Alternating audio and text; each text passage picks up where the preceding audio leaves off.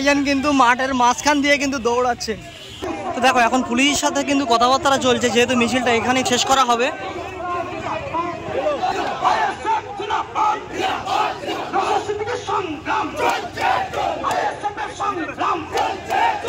Flashback.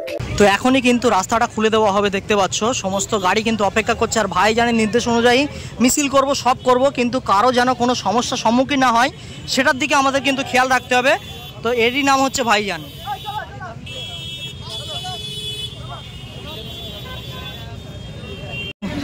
তো দেখো এই মুহূর্তে কিন্তু লাইনটাকে আমরা আগিয়ে নিয়ে যাচ্ছি, আর ভাইজান কিন্তু শর্টকাট মারার জন্য দেখো সেই ওখান দিয়ে কিন্তু দৌড়াচ্ছে, ঠিক আছে।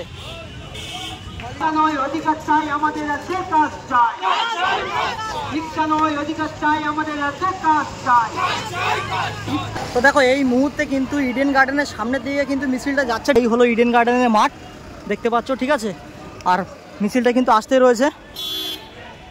সো ফাইনালি কিন্তু মিছিল কিন্তু চলে এসছে সেই জায়গায়, যে জায়গায় আসার কথা, আর শুরু হবে কিন্তু এই জায়গা থেকে, ঠিক আছে। তো এখানে দেখো পুলিশ প্রশাসন মানে পুরোপুরি গার্ড করে দিয়েছে, মিছিলটাকে এখানেই থামানো হবে। এখানে দেখো শত শত পুলিশ কিন্তু অপেক্ষা করছে, ঠিক আছে, ওই মিছিলটা আসার জন্য। তো দেখো এখন পুলিশের সাথে কিন্তু কথাবার্তা চলছে, যেহেতু মিছিলটা এখানেই শেষ করা হবে।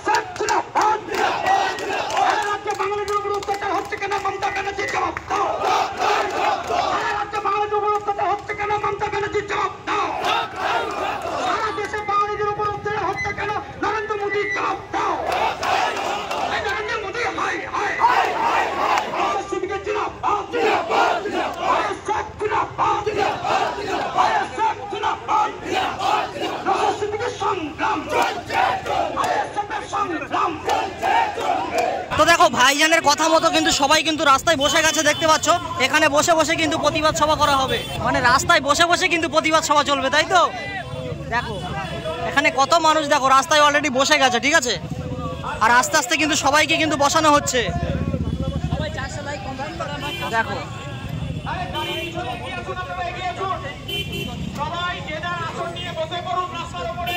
সবাইকে কিন্তু ভাইজান বসার জন্য অনুরোধ করছে।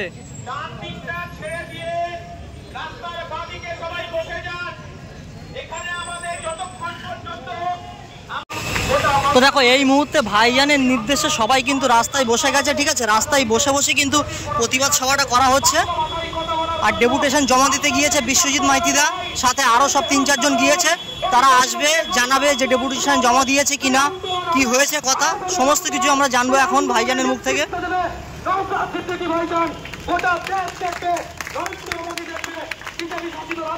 আমাদের চেয়ারম্যান এতক্ষণ সেনাপতির ভূমিকা পালন করে চলেছেন এবং আমরা দীর্ঘ পথ অতিক্রম করে আপনারা আমাদেরকে সহযোগিতা করেছেন, প্রশাসনও আমাদের সঙ্গে যথেষ্ট সহযোগিতা করেছে।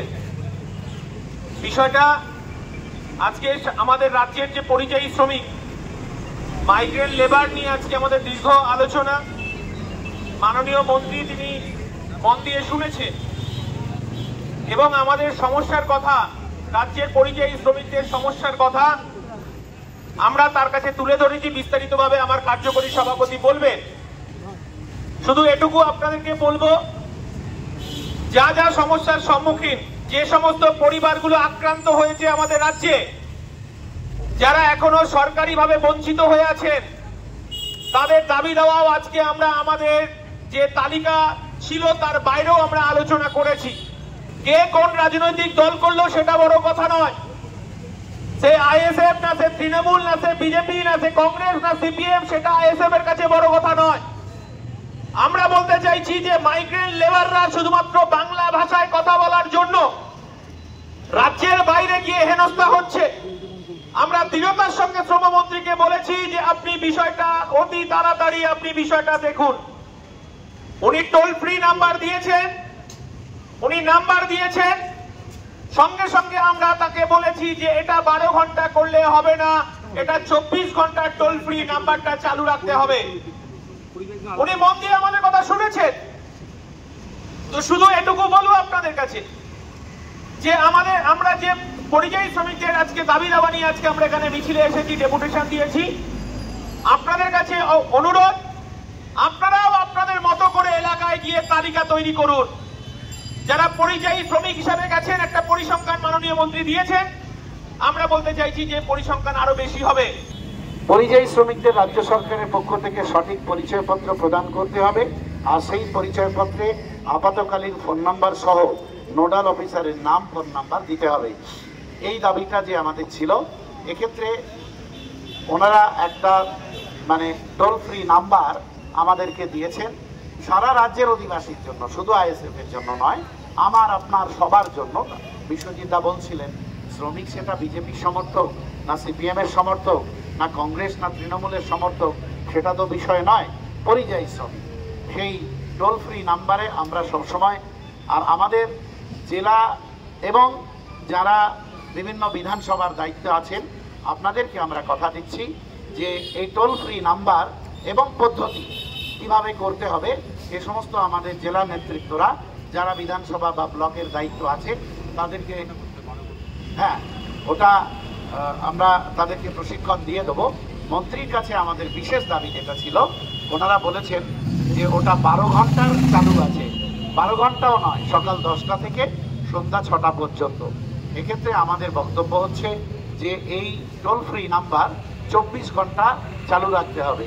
মন্ত্রী কিন্তু এটা মন্ত্রীমশাই সঙ্গে সঙ্গে অ্যাকসেপ্ট করেছেন এবং উনি বলেছেন টোল ফ্রি নাম্বারটা 24 ঘন্টা চালুর ব্যাপারে আমি এক্ষুনি কথা দিতে পারছি না, কিন্তু আলাদা একটা মোবাইল নাম্বার দিয়েছেন, এটা আমাদেরকে দিয়েছেন যে আপনারা পরিযায়ী শ্রমিক যারা থাকেন, বিভিন্ন জায়গায় কাজ করেন, যতক্ষণ না টোল ফ্রি নাম্বার 24 ঘন্টা চালু করা যাচ্ছে ততক্ষণ একটা মোবাইল নাম্বার 24 ঘন্টার জন্য উনি উল্লেখ করেছেন, দিয়েছেন, সেটাতে আমরা সবসময় কমপ্লেন দিতে পারবো। দেখুন, যতটুকু পেরেছি লড়াই করে বার করতে পেরেছি, 2 লাখ টাকাটা নয়, টাকার পরিমাণও বাড়ানো দরকার, রাজ্যে কর্মসংস্থান করা দরকার, সাথে ভিন্ন রাজ্যে যারা কাজে গিয়েছে তাদের সুরক্ষার জন্য লড়াই করতে হবে, সংগঠন আমাদের আরো বেশি শক্তিশালী করতে হবে। আমি বেশি কথা বলবো না, আপনারা বাড়ি যাবেন, তার আগে এখানে একটু স্লোগানিং হবে, হওয়ার পরে অনুরোধ করব আমার প্রশাসনের বন্ধুরা যেভাবে আমাদের সহযোগিতা করেছে তাদেরকে আমি ধন্যবাদ জানাই।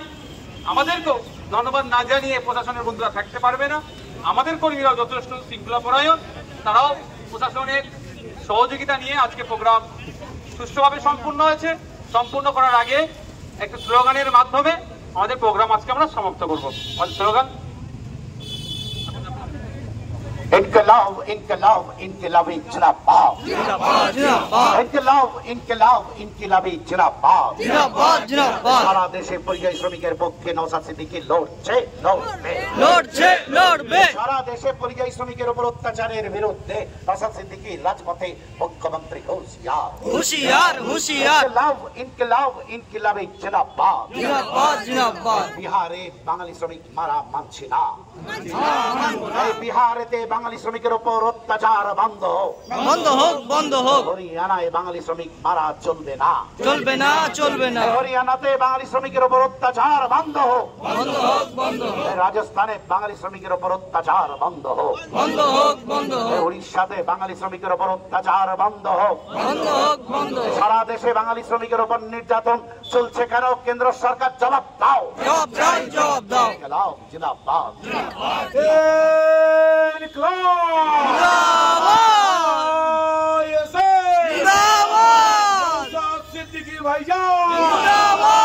আমাদের সবাই এখানে এসেছে। বলছি আপনারা ওই রেলিংটা যখন পার হবেন না, এদিক থেকে রেলিং খুলে দিচ্ছে প্রশাসনের বন্ধুরা, একটা দিক থেকে বেরিয়ে যাবেন। A few moments later. তো আজকের প্রতিবাদ সভাটা এখানেই শেষ করলো ভাইজান, ঠিক আছে? দেখো মিছিল কিন্তু এখানেই শেষ হলো, আর যে যার মতো বাড়ি চলে যাবে। আর আমরাও যেহেতু অনেক দূর থেকে আসছি, আমাদেরও বাড়ি যেতে হবে। তো আজকের ব্লগটা তোমাদের কেমন লেগেছে সেটা কিন্তু অবশ্যই কমেন্ট করে বলো। আর ভিডিওটা কিন্তু এখানেই শেষ করছি। যদি ভিডিওটা ভালো লাগে অবশ্যই like comment share and subscribe. আর চলো দেখা হচ্ছে পরের কোনো নেক্সট ভিডিওয়। আসসালামু আলাইকুম।